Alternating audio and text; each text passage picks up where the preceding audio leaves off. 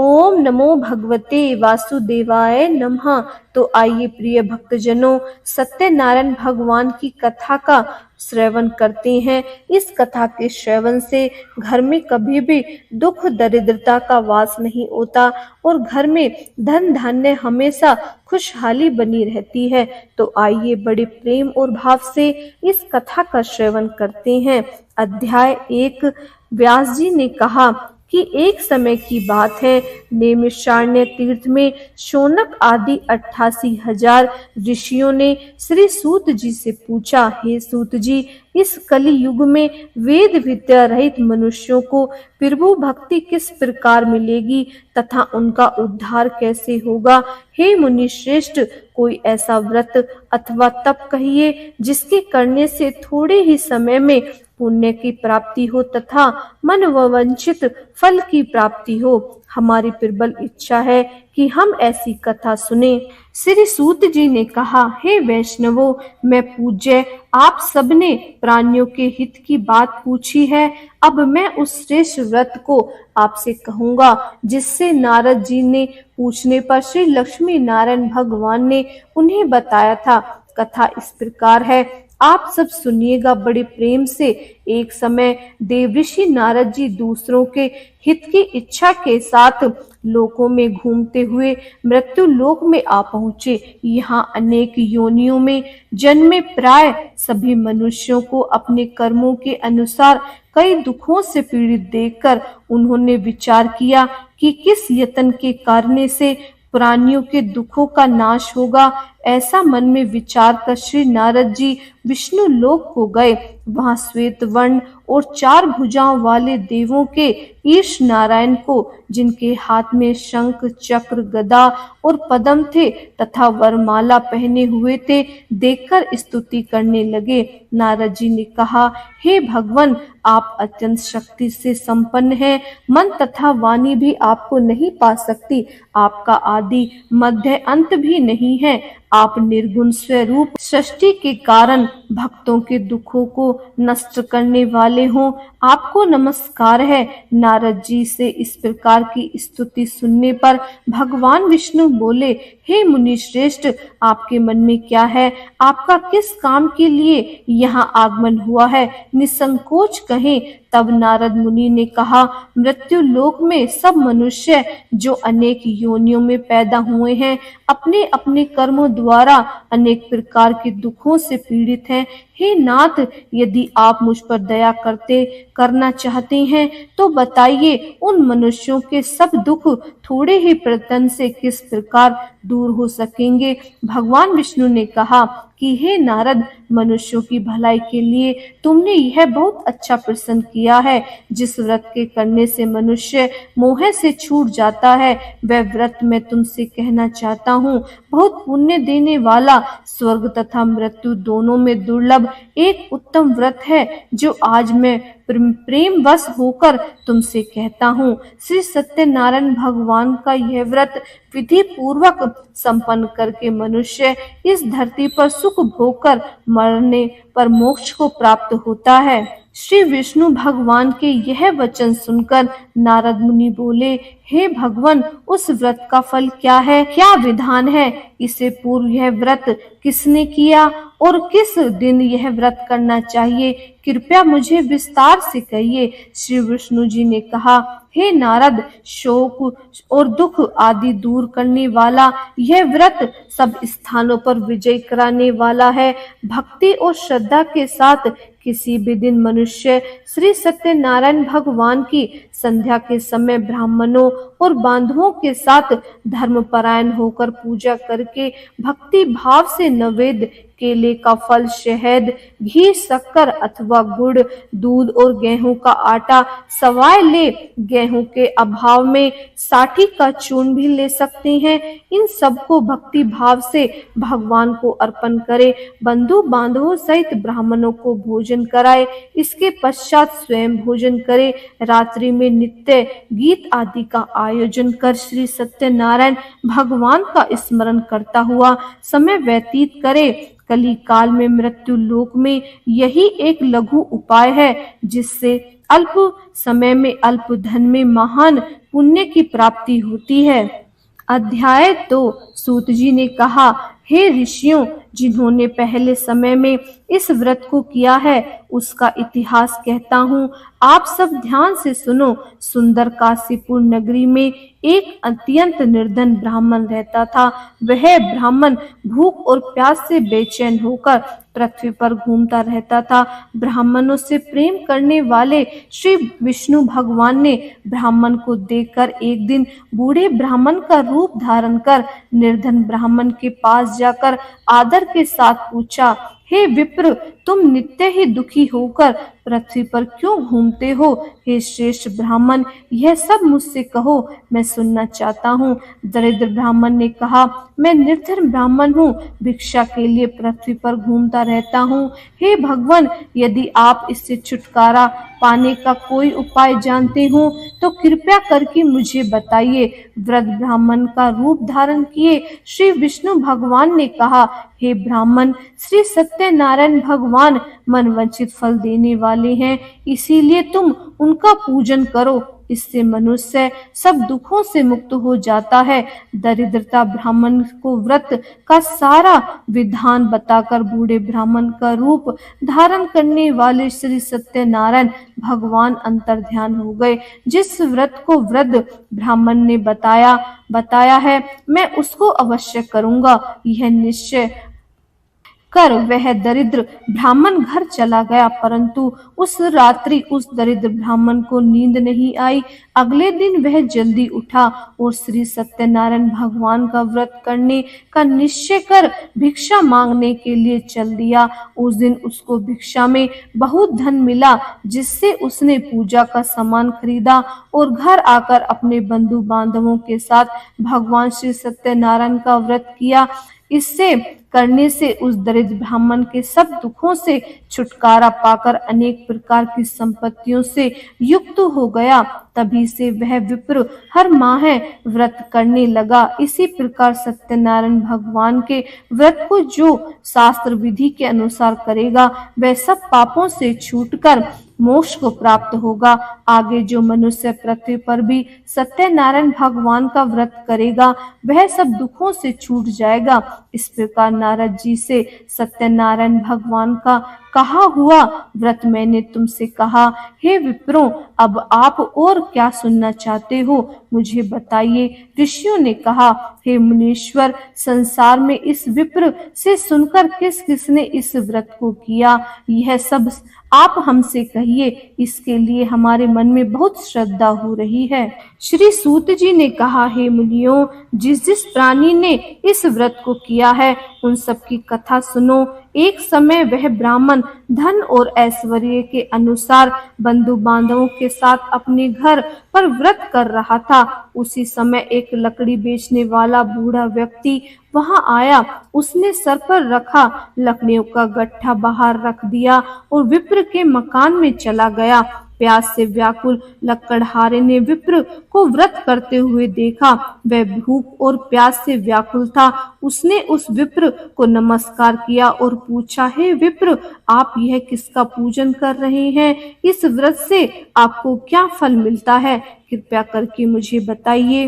ब्राह्मण ने कहा, सब कामनाओं को पूर्ण करने वाला यह श्री सत्यनारायण भगवान का व्रत है। इनकी ही कृपा से मेरे यहाँ धन धान्य आदि की वृद्धि हुई है। वह लकड़हारा लकड़ियों का गट्ठा अपने सर पर रखकर जिस नगर में धनवान लोग रहते थे वहां गया। उस दिन उसे उन लकड़ियों के चौगुने दाम मिले। वह बूढ़ा लकड़हारा अति प्रसन्न होकर पके केले, शहद, दूध, दही और गेहूं का चूर्ण इत्यादि श्री सत्यनारायण भगवान के व्रत की सभी सामग्री लेकर अपने घर आ गया। फिर उसने अपने बंधु बांधवों को बुलाकर विधि विधान के साथ भगवान का पूजन और व्रत किया। उस व्रत के प्रभाव से वह बूढ़ा लकड़हारा धन पुत्र आदि से युक्त हुआ और संसार के समस्त सुख भोगकर वैकुंठ को चला गया।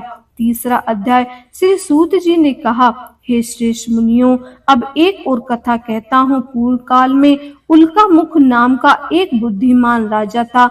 वह सत्य वक्ता और जितेंद्रिय था। प्रतिदिन देव स्थानों पर जाता था, गरीबों को धन देकर उनको कष्ट दूर करके उन्हें संतुष्ट किया करता था।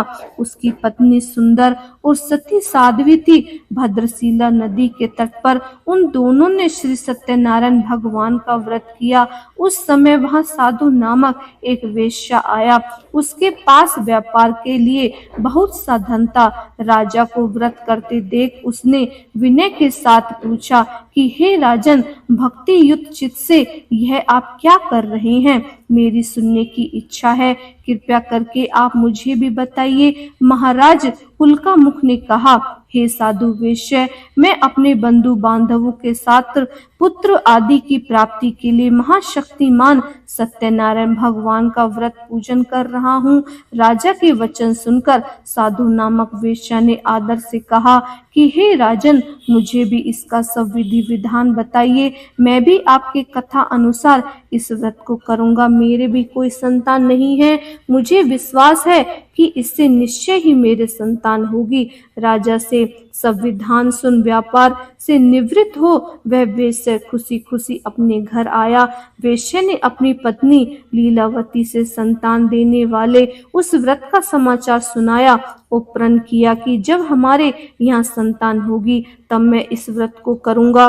एक दिन उसकी पत्नी लीलावती सांसारिक धर्म में प्रवृत्त होकर गर्भवती हो गई। 10वें महीने में उसके एक सुंदर कन्या को जन्म दिया।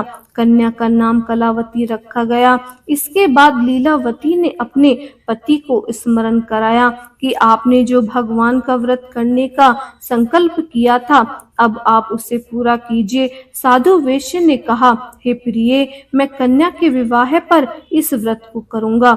इस प्रकार अपनी पत्नी को आश्वासन दे वह व्यापार करने के लिए चला गया। काफी दिनों पश्चात वह लौटा तो उसने नगर में सखियों के साथ अपनी पुत्री को खेलते देखा। वेश्या ने तत्काल एक दूत को बुलाकर कहा कि उसकी पुत्री के लिए कोई सुयोग्य वर की तलाश करो। साधु नामक वेश्या की आज्ञा पाकर दूत कंचन नगर पहुंचा और उनकी लड़की के लिए एक सुयोग्य वानिक पुत्र ले आया। वानिक पुत्र को देखकर साधु नामक वेश्या ने अपनी बंधु बांधवों सहित प्रसन्नचित्त होकर अपनी पुत्री का विवाह उसके साथ कर दिया। वेश्या विवाह के साथ भी सत्यनारायण भगवान का व्रत करना भूल गया। इस पर श्री सत्यनारायण भगवान क्रोधित हो गए और उन्होंने वेश्या को श्राप दिया कि जा, तुझे दारुण दुख की प्राप्ति होगी। अपने कार्य में कुशल साधु नामक वेश्या अपनी जमाता सहित नाव को लेकर व्यापार करने के लिए समुद्र के समीप स्थित रतनसारपुर नगर में गया। दोनों ससुर जमाई चंद्रकेतु राजा के नगर में व्यापार करने लगे। एक दिन भगवान सत्यनारायण की माया से प्रेरित एक चोर राजा का धन चुराकर भागा जा रहा था। राजा के दूतों को अपने पीछे आते देखकर चोर ने घबराकर राजा के धन को उसकी नाव में छुपा कर रख दिया, जहां वे ससुर और जमाई ठहरे हुए थे। ऐसा करने के बाद वह वहां से भाग गया। जब दूतों ने उस साधु वेश्या के पास राजा के धन को रखा देखा तो ससुर जमाता दोनों को बांधकर ले गए और राजा के समीप जाकर बोले कि हम ये दो चोर पकड़ कर लाए हैं, कृपया बताइए कि इन्हें क्या सजा दी जाए। राजा ने बिना उन दोनों की बात सुने ही उन्हें कारागार में डालने की आज्ञा दे दी। इस प्रकार राजा की आज्ञा से उनको कठिन कारावास में डाल दिया गया तथा उनका धन भी छीन लिया गया। सत्यनारायण भगवान के श्राप के कारण साधु वेश्या की पत्नी लीलावती व उसकी पुत्री कलावती भी घर पर बहुत दुखी हुई। उनके घर में रखा हुआ सारा धन चोर चुरा कर ले गए। एक दिन शारीरिक व मानसिक पीड़ा तथा भूख और प्यास से अति दुखित हो भोजन की चिंता में कलावती एक ब्राह्मण के घर गई। उसने ब्राह्मण को श्री सत्यनारायण भगवान का व्रत करते हुए देखा। उसने कथा सुनी तथा प्रसाद ग्रहण किया और वहां पर बहुत रात हो गई। माता ने कलावती से पूछा कि हे पुत्री, तू अब तक कहाँ रही और तेरे मन में क्या है? कलावती बोली, हे माता, मैंने एक ब्राह्मण के घर श्री सत्यनारायण भगवान का व्रत होते देखा है। कलावती के वचन सुनकर लीलावती ने सत्यनारायण भगवान की पूजा की तैयारी की। उसने परिवार और बंधुओं सहित श्री सत्यनारायण भगवान का पूजन व व्रत किया और वर मांगा कि मेरे पति और दामाद शीघ्र ही घर वापस लौट आए। साथ ही भगवान से प्रार्थना की कि हम सबका अपराध क्षमा करो। श्री सत्यनारायण भगवान इस व्रत से संतुष्ट हो गए। उन्होंने राजा चंद्रकेतु को स्वप्न में दर्शन देकर कहा कि हे राजन, जिन दोनों वेश्यों को तुमने बंदी बना रखा है वे निर्दोष हैं, उन्हें प्रातः ही छोड़ दो, अन्यथा मैं तेरा धन, राज्य, पुत्र आदि सब नष्ट कर दूंगा। राजा से ऐसे वचन कहकर भगवान अंतर्ध्यान हो गए। प्रातःकाल राजा चंद्रकेतु के ने सभा में सबको अपना स्वप्न सुनाया और सैनिकों को आज्ञा दी कि दोनों वानिक पुत्रों को कैद से मुक्त कर सभा में लाया जाए। दोनों ने आते ही राजा को प्रणाम किया। राजा ने उनसे कहा कि हे महाभावों, तुम्हें भावीवश ऐसा कठिन दुख प्राप्त हुआ है, अब तुम्हें कोई भय नहीं है, तुम मुक्त हो। ऐसा कहकर राजा ने उनको नए नए वस्त्र आभूषण पहनवाए तथा उनका जितना धन लिया था उससे दुगना लौटाकर आदर से उनको विदा किया। दोनों वेश्या अपने घर को चल दिए। चौथा अध्याय। श्री सूत जी ने आगे कहा, वेश्या और उसके जमाई ने मंगलाचर करके यात्रा आरंभ की और अपने नगर की ओर चल पड़े। उनके थोड़ी दूर आगे बढ़ने पर दंडी वेशधारी श्री सत्यनारायण भगवान ने उनसे पूछा कि हे साधु, तेरी नाव में क्या है? अभिमानी वानिक हंसता हुआ बोला, हे दंडी, आप क्यों पूछ रहे हैं? क्या धन लेने की इच्छा है? मेरी नाव में तो बेल और पत्ते भरे हैं। वेश्या का कठोर वचन सुनकर दंडी वेशधारी श्री सत्यनारायण भगवान ने कहा, तुम्हारा वचन सत्य हो। ऐसा कहकर वे वहां से कुछ दूर जाकर समुद्र के किनारे बैठ गए। दंडी महाराज के जाने के पश्चात वेश्या ने नित्य क्रिया से निवृत्त होने के बाद जब नाव को ऊंची उठी देखकर अचंभा किया तथा नाव में बेल पत्ते आदि देखकर मूर्छित हो जमीन पर गिर पड़ा। मूर्छा खुलने पर अत्यंत शोक प्रकट करने लगा। तब उसके जमाता ने कहा कि आप शोक न करें, यह दंडी महाराज का श्राप है, अतः उनकी शरण में ही चलना चाहिए, तभी हमारी सभी मनोकामनाएं पूर्ण होगी।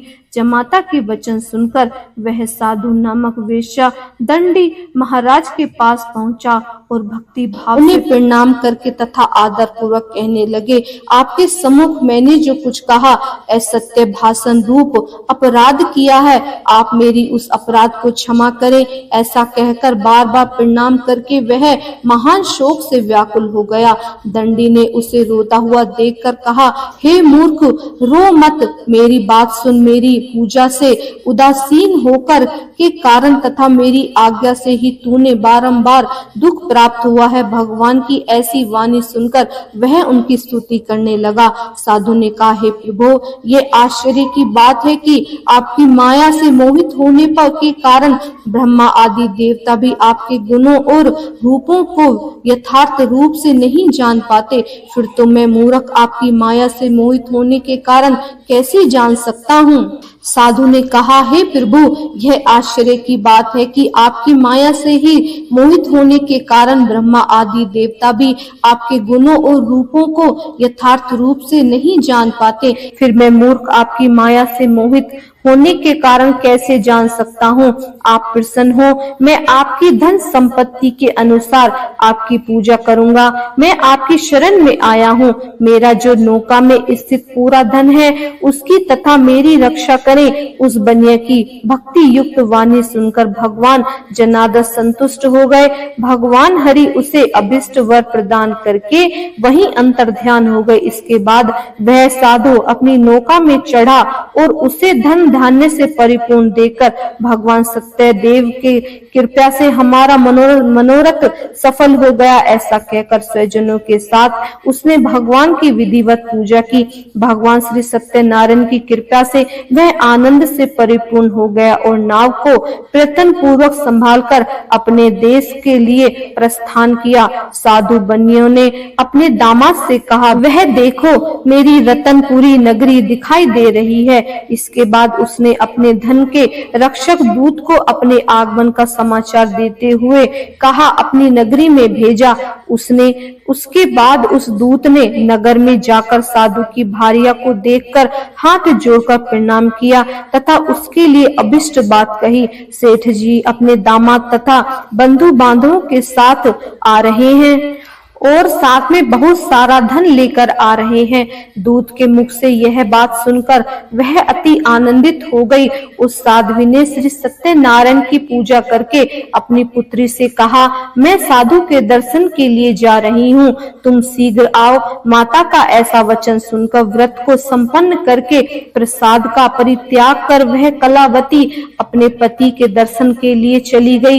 इससे भगवान सत्यनारायण रुष्ट हो गए और उन्होंने उसके पति को तथा नौर को धन के साथ हरण करके जल में डुबो दिया। इसके बाद कलावती कन्या अपने पति को न देखकर महान शोक से रुदन करती हुई पृथ्वी पर गिर पड़ी। नाव का अदृश्य तथा कन्या को अत्यंत दुखी देखकर भयभीत मन से साधु बनिया ने सोचा, यह क्या आश्चर्य हो गया। नाव का संचालन करने वाले भी सभी चिंतित हो गए। तदंतर वह लीलावती की कन्या को देखकर विहीन हो गया और अत्यंत दुख से विलाप करती हुई अपनी पति से इस प्रकार बोली, अभी अभी नौका के साथ वह कैसे अलिक्षित हो गया। न जाने किस देवता की अपेक्षा से वह नौका हरण कर ली गई है अथवा श्री सत्यनारायण का महात्म्य कौन जान सकता है। ऐसा कहकर वह स्वजनों के साथ विलाप करने लगी और कलावती कन्या को गोद में लेकर रोने लगी।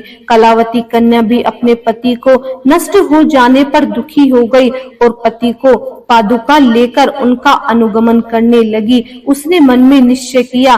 कन्या ने इस प्रकार के आचरण को देखकर भार्या सहित वह धर्मज्ञ साधु बनिया अत्यंत शोक संतप्त हो गया और सोचने लगा, या तो भगवान सत्यनारायण ने यह अपहरण किया है अथवा हम अभी भगवान सत्यदेव की माया से मोहित हो गए हैं। अपनी धन शक्ति के अनुसार मैं भगवान श्री सत्यनारायण की पूजा करूंगा। सभी को बुलाकर उस प्रकार कहकर उसने अपने मन में इच्छा प्रकट की और बारंबार भगवान सत्यदेव को दंडवत प्रणाम किया। इससे दोनों के परिपालक भगवान सत्यदेव प्रसन्न हो गए। भक्त वत्सल भगवान ने कृपया पूर्वक आकाशवाणी की, तुम्हारी कन्या प्रसाद छोड़कर अपने पति को देखने के लिए चली आई। निश्चय ही इसी कारण उसका पति अदृश्य हो गया है। यदि घर जाकर प्रसाद ग्रहण करके वह पुनः आएगी तो हे साधु बनिया तुम्हारी पुत्री पति को प्राप्त कर लेगी, इसमें संशय नहीं है। कन्या कलावती अभी आकाश मंडल में ऐसी वाणी सुनकर शीघ्र ही घर चली गई और प्रसाद ग्रहण कर लिया।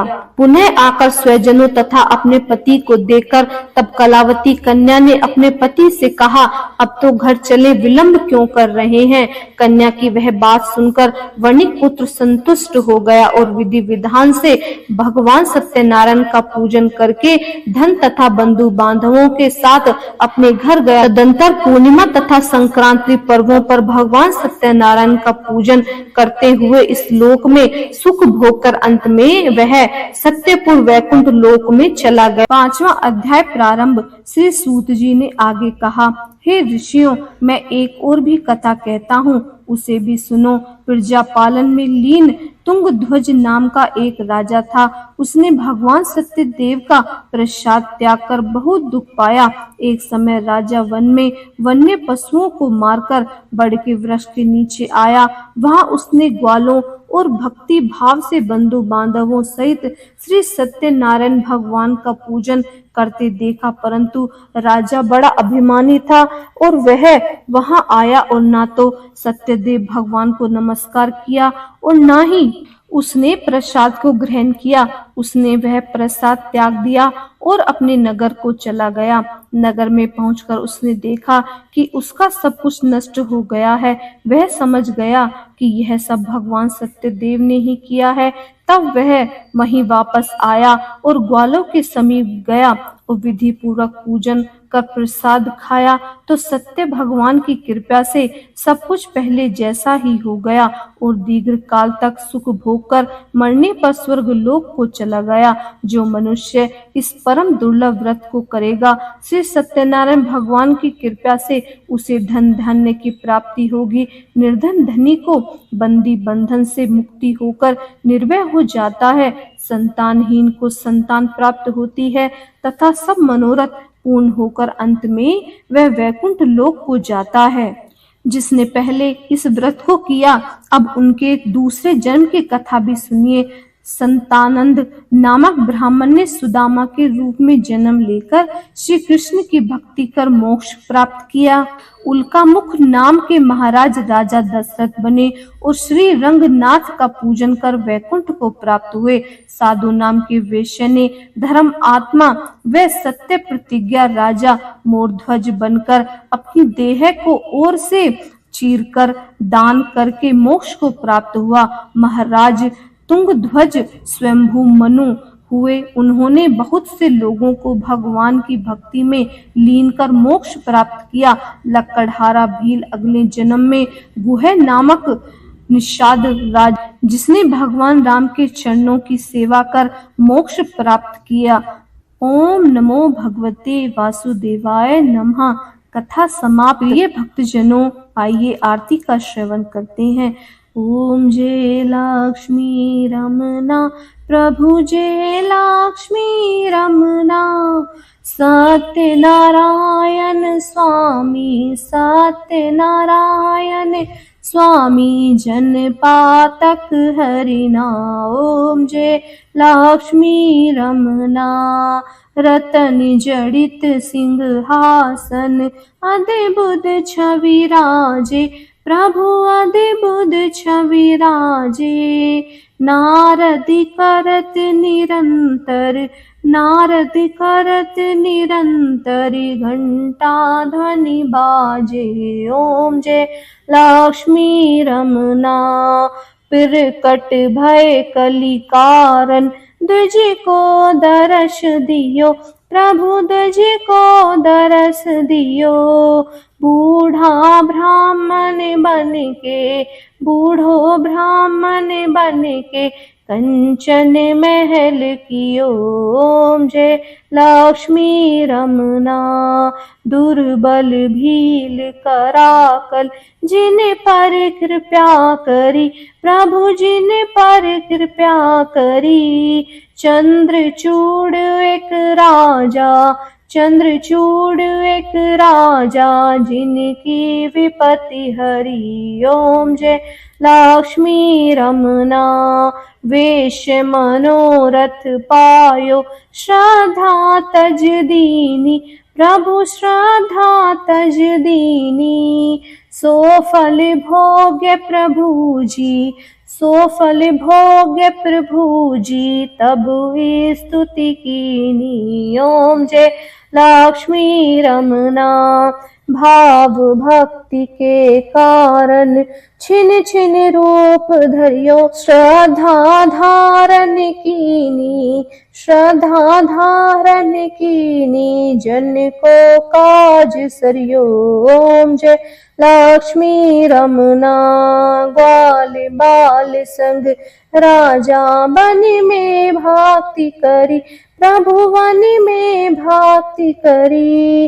मन वांछित फल पावत मन वांछित फल पावत, दीन दयाल हरि। ओम जय लक्ष्मी रमना, चढ़त प्रसाद सवायो कदली फल मेवा, प्रभु कदली फल मेवा।